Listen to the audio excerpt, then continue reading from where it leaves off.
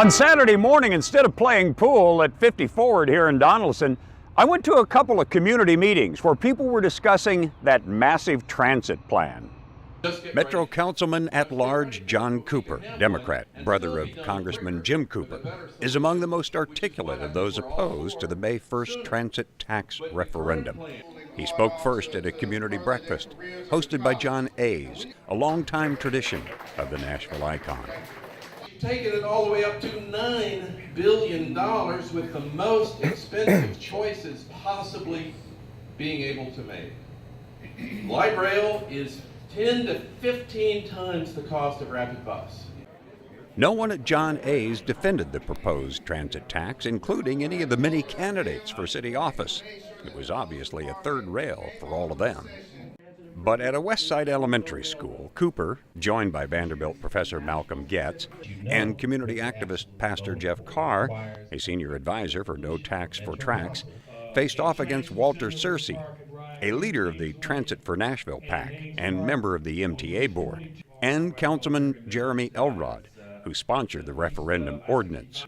Searcy read a long list of projects to remind people it's not all about light rail, even though that's where most of the new taxes will be spent. Routes, that's 22B and 23B, crosstown Route 11. And Elrod claimed it would be popular and reduce congestion. Ridership is up nationally for transit. It's up 35% nationally over the past 25 years. Light rail in particular is up 19%. So people are using transit.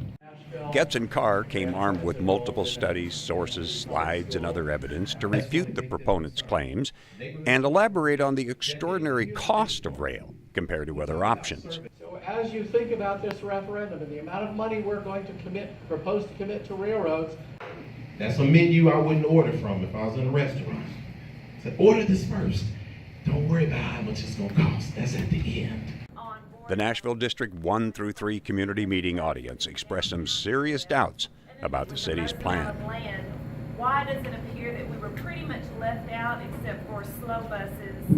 And if you go online, it appears that areas where you only have buses, those appear to be the lower income poverty stricken areas. They projected $6 billion for the cost in 6 years to complete. It ended up costing $14 billion and taking 15 years to complete. We don't want to see something like that happen with this project.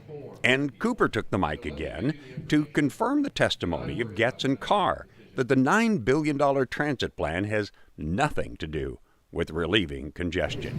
I've traveled to a bunch of different cities that have done transit, and they uniformly have told me, don't tell anybody in Nashville that it will fix congestion, because it does not. You would like it to, but it does not. And for several reasons. Despite all of that, none of the well-known transit tax opponents like Cooper or Bill Freeman or David Fox will take advantage of the unique stage offered them, the special election for mayor.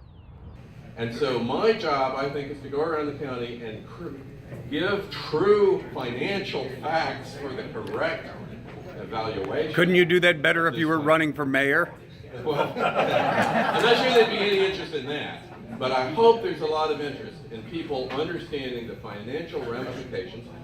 Even a moderately financed, well-known candidate for mayor could be a big help in defeating that transit tax. And if elected, he or she could either go back to the drawing board on transit or reorganize the city's priorities and decide that any new taxes for transit is not among them. We can't have a mayor's election that ignores the most important financial issue in Nashville's history and maybe our future. It would be like a courtroom with no defense attorney or a crowd with no protection. Because none of those people will, I'm going to. I'm Ralph Bristol, and I'm running for mayor in the special election to replace Megan Barry. And if you approve this message, please share it with your friends.